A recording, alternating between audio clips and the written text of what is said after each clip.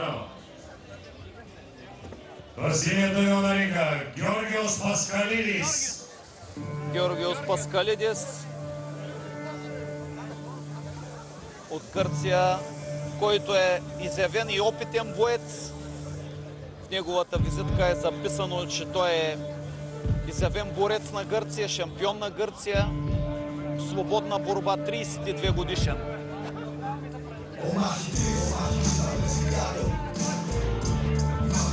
Срещу него е също един известен български ММА боец. Това е Станислав Енчев от Русе, 25 годишен с над 15 мача в ММА. Шампион на България по ММА, което предполага един много интересен сблъсък между двамата. Така ли е, Георги? Да, Станислав Енчев наистина е един от изявените състезатели в категория до 66 кг. Червеният ъгъл на ринга Станислав Енчев. Добра защита от тейкдауна на Станислав. Сега ще видим дали Гърка има хубави събаряне.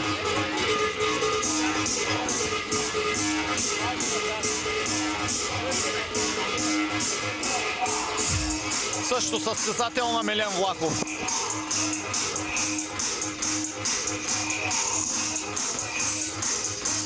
За мен лично ми е интересно да видя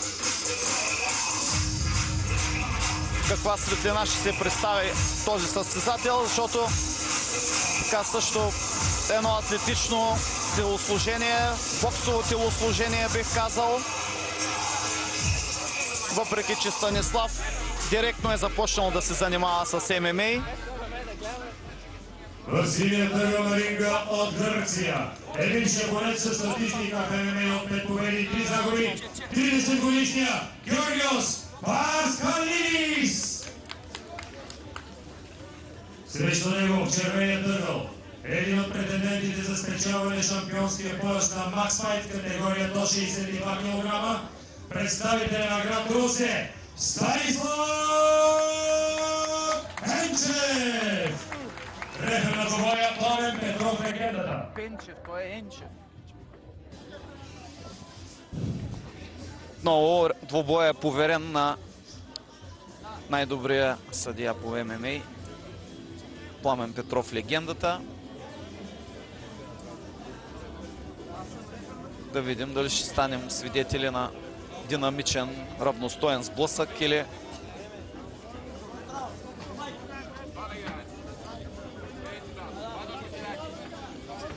ще има бърза развръзка. Състезател по кикбокс. Станислав Енчев има много добра подготовка по бокс. Да, аз точно това ми е интересно да видя. Познавайки Милен Влахов като състезател по бокс, един любител на тоталния бокс, на типичен файтер, смел боксер, постигаше успехите си много често преди края на последния рунд. Сега виждам, че е добре научил Станислав Енчев, който добре засрещна с десен прав преди малко своя съперник, който е обратен гард. Сега добра атака с лев десен, обаче не го достигна. Тук личи си определено подготовката на Милен Влахов, но Гърка като типичен борец успя да скъси дистанцията и направи тейкдаун. Георги, ти познаваш добре Станислав Енчев, тъй като категорията му е близка до твоята.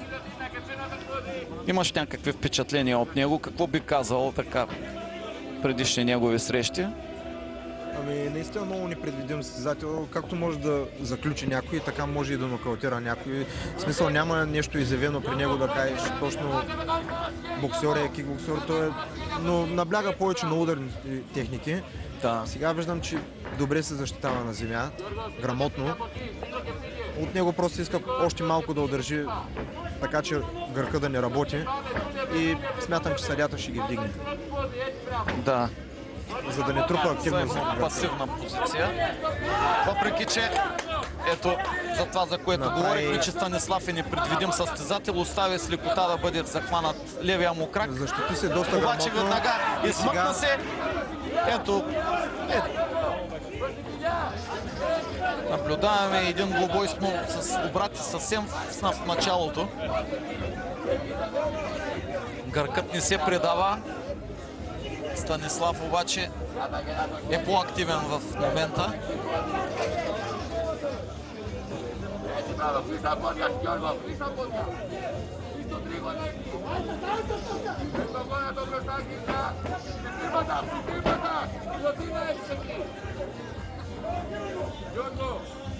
Просто не трябва да бърза, наистина трябва просто само да балансира Станислав, да си вземе хубавата позиция и тогава да започне да гледа как да нанася удари. Сега никой не работи от двамата, просто в такава позиция са, че са пасивни и двамата. И мисля, че ще ги вдигнат всеки момент, ако се задържат още малко така. Да, има достатъчно време. Все пак съдиите трябва да натрупат и впечатления от двамата състезатели, за да могат да определят и победител в рунда. Тук вече ролята е на рефера, който трябва да прецени, ако няма достатъчно активна позиция. Съдята ги подкамва да почнат да работят и ето, както и казах, ще ги дигнат. Дигат ги. Между прочим, вече и в бокса... Ръкавицата се е разлепила на гръцкия състезател. Да. Тя е много неприятно, когато се разлепи, защото лепките, самите лепки драскат и много неприятно. Да, наистина много по меките неприятно. тъкани. Очите, устните.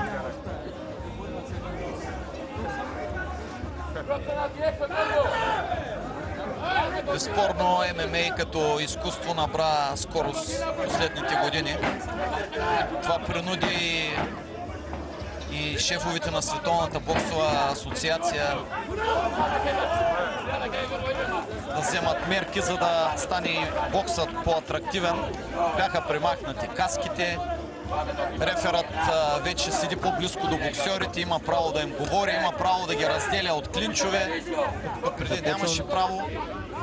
Ето сега. Сега добра комбинация ляв-дясно круше на гръцкия състезател. Влязаха и двата удара, не бяха достатъчно силни. Сега удар в слабините. Това, между другото, е новост в бокса. Когато има удар в слабините, реферът с команда тайм кара времето да спре и има 2 минути състезателя да се възстанови. Ако не може да се възстанови, тогава губи мача. И победител е състезателят, който му е нанесъл удар. Естествено, за бокса става въпрос за удар с ръка. От вътрешна страна лявото бедро на Станислав се показа един много лош кръвоизлив, ако мога така да се изразя. Той е съвсем близо до мен. От наслагване, от лолкиците е насложен. Лолкици. Много неприятно и място. Наистина е много неприятно. Хематом вътрешен. Дано да няма последствия за Станислав, който е много добър боец. Добре, че идва края на тази част, която все пак мисля, че Станислав спечели. Тук типично борцови приеми.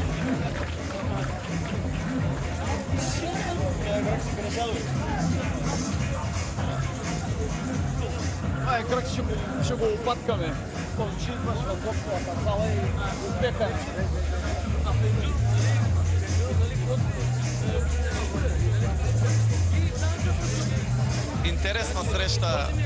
Интересна среща наблюдаваме.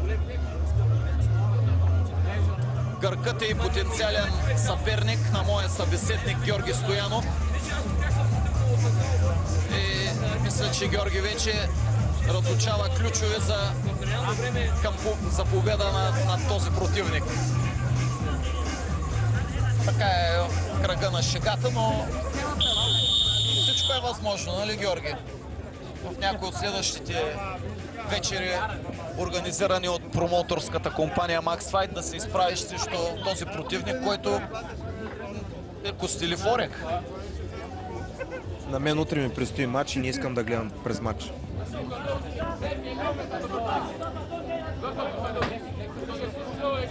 Но Гърка забелязвам, че играе много правилно и с двата гарда. Както с обратен, така и с прав Продължава гард. да цели лявото бедро. Между другото, от външната страна дясното бедро пак има хематом. Ето, продължава да цели това място. Добра защита обаче на Станислав от мавашитата на Гърка. От лоукиците той просто ги понася, но високото маваши той добре блокира с дясната си ръка. Ето сега на свой ред чудесно маваши. Кажи ми ли? Добре води борбата. Стойка според мен трябва да бъде по-активен с ръцете. Няма да има табилки. Ние имаме... С лев прав да се опита да намери дистанцията и след това да пробва или десен прав или дясно круше. Нямаме табилки, Наистина на гръцкия състезател. Тогава няма да показваме табилки. Чудесно маваши.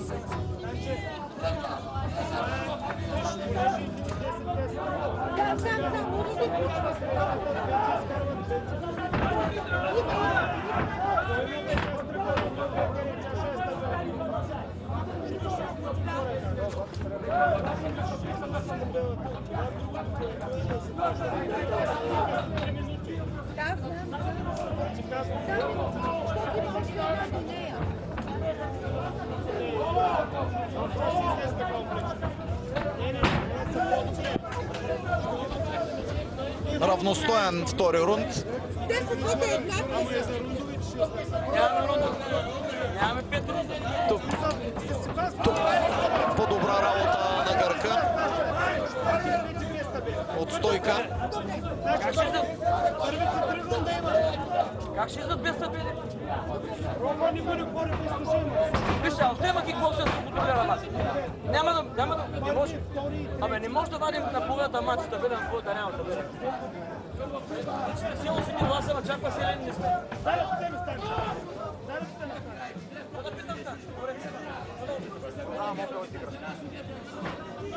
Ай сега скачи.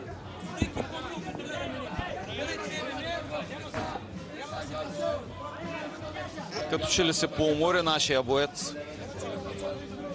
Гъркът в момента има преимущество, но пък Станислав добре е захванал неговата лява ръка и Старвая обаче веднага прехвърля на левия крак.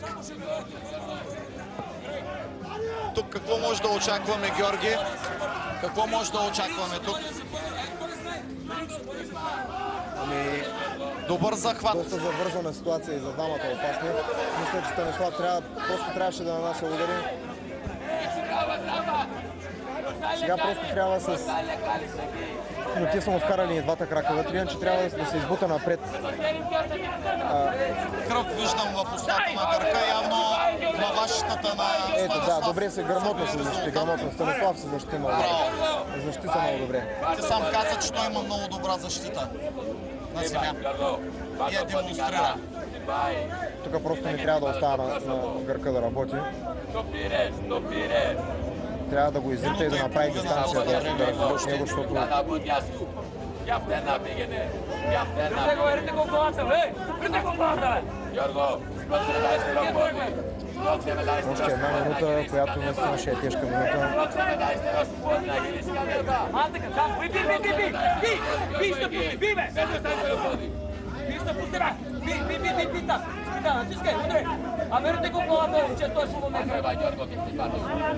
Виждам тук и Руско Турманов.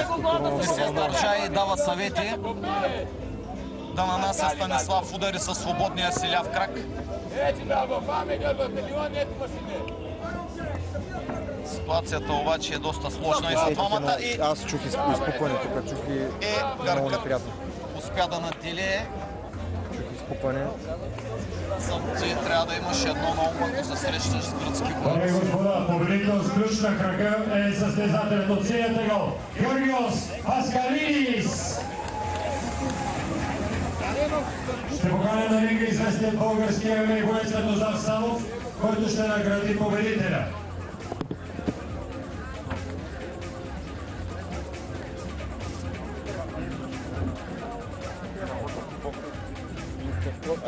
Какво съм аз? Ела, стой тук.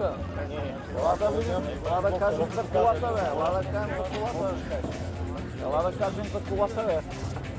Колко искаш? Ти кажа, че я продаваш, но не каза колко искаш. Дами и господа, Георгиос Паскалидис.